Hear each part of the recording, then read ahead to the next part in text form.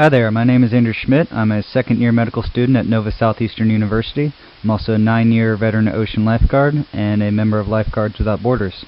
Today I'm going to talk to you about drowning on a global scale, mainly focused around the new definition that was brought about by the World Congress on Drowning in 2002 and accepted by the World Health Organization in 2005.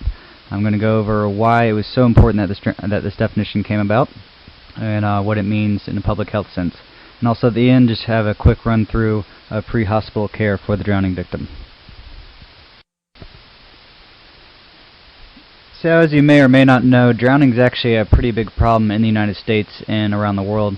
In terms of the U.S., it's the second leading cause of unintentional death, and for pediatrics, it's actually the leading cause of injury death in children ages 1 to 4. Most of these deaths happen in private pools when children are left unattended, even just for a couple seconds. And this is the reason behind legislation in states like Florida and Arizona that require new pools to have fences built into the designs. Around the world, it's the third leading cause of unintentional death, and as you can see, there's over 400,000 deaths annually. And as we'll see in a second, this is actually an underestimate, and this is one of the problems that the new definition of drowning is hoping to correct. In the U.S., there's around 4,000 deaths a year. It's actually pretty big for most countries, but the rate in the U.S. is pretty low. We have about 2.4 per 100,000 people drowning deaths per year. And in some countries in Africa, it can get up to around 10 or 12 deaths per 100,000 people. In the U.S., we can attribute this to pretty high standards for ocean lifeguarding that a lot of countries don't have. And as you'll see in a second, most of the deaths around the world are occurring in the developing countries that don't have these programs and that also have a different demographic and geographic situation going on. They have a lot of different bodies of water that are used for activities necessary to life, like fishing and washing clothes, where a lot of these deaths can occur. So as I mentioned before, one of the major problems in drowning research is that global statistics are greatly underestimated. For instance, the World Health Organization Global Burden of Disease database, which can be found on their website, only has data from about 64 countries. And this data, due to the criteria that they set, only accounts for certain deaths and leaves out those due to floods, due to water transport accidents, assaults, or suicide, which can actually make up a pretty good portion of deaths, especially in a year where you have a large-scale tsunami. Also, the 2007 World Drowning Report, they only received data from 16 different countries, and the data they did receive was from different means of reporting, like coroner's reports and media reports. And there's really no systematic way to report drowning incidents and drowning deaths around the world. And this is a major problem because around 97% of global deaths are coming from developing countries, and these are the countries that are going unnoticed and unreported. Alright, so let's start off with the old definition. Taber's Medical Dictionary has drowning as death resulting from immersion and suffocation in liquid. There are also several subcategories, mainly near drowning, which is someone who went under the water but didn't actually have to go to the hospital or didn't die from the incident. Dry versus wet drowning, which has to do with whether or not the patient experienced a laryngospasm. And secondary drowning, which was a patient who died 24 to 48 hours after the event. Now there are a couple pitfalls with this old definition. First off, it's not a terrible definition, but the main problem is that it's synonymous with death.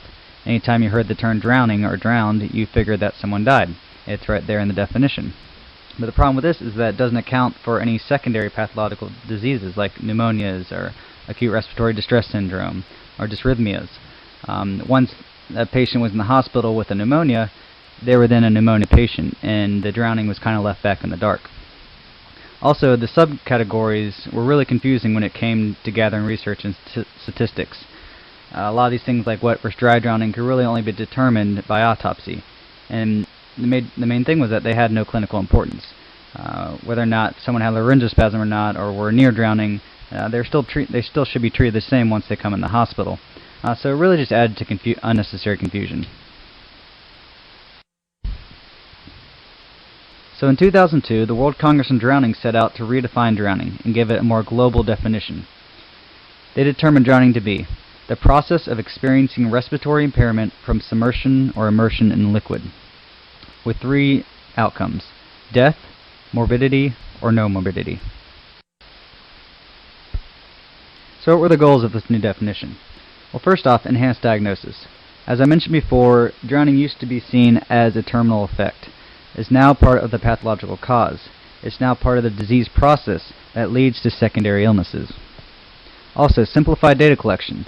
We're no longer concerned with wet versus dry drowning. It's now morbidity versus mortality, which is the basis for most major public health initiatives. Also, focused epidemiological research. Instead of worrying about this wet versus dry drowning, near drownings, secondary drownings, now all we're worrying about is who's drowning and how can we stop it. Alright, so now we have the new definition, but what do we need now? Well, mainly increased awareness of this definition. It needs to be incorporated into literature, presentations, and health organization websites. For example, I attended an emergency medicine conference last year, and they gave a drowning presentation, but it was with all the old information. You can't expect physicians to incorporate these new ideas into billing and coding and statistical reports if they aren't aware of them. Also, the World Health Organization website, if you go on there and do a search for drowning, it gives you two sites within their system, one with the old information and one with the new information. Little mistakes like this need to be corrected if we hope to spread the word out through the public and professional sectors. So the next two slides are just a brief overview of some of the important points of pre-hospital care for the drowning victim. This goes for fresh and saltwater drownings. As with any pre-hospital care, ABCs are always the first step, and in those victims who meet the protocols, early CPR is essential, and this is why many communities are advocating for continuous compression CPR by bystanders. This is CPR that doesn't include the breathing and ventilation portion, and that's just in hopes of increasing layperson compliance. Also, proper advanced airway for those patients who need it, and this is all part of ACLS and PALS protocol and the protocol of the local EMS. Another important aspect of pre-hospital care is an accurate history. If anyone can estimate the time of submersion or when any bystander CPR started, or if there's any trauma involved, or if there's a witnessed cardiac episode or a seizure episode, this can all help to guide EMS and hospital staff treatment. If any trauma is suspected, of course spinal management is always important, hypothermia care, and rapid transport to the hospital. And I'm going to review one of the more controversial aspects of pre-hospital care for the drowning victim, and that is whether or not to use the Heimlich maneuver. Dr. Heimlich has advocated the use of his maneuver to expel any water from the lungs of drowning victims. But plain and simple, there's no sound evidence to support the use of Heimlich maneuver before attempting CPR. This only serves to delay much needed CPR.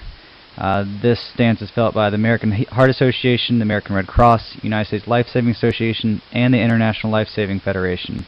And all of them have published position statements against the use of Heimlich maneuver as a primary treatment.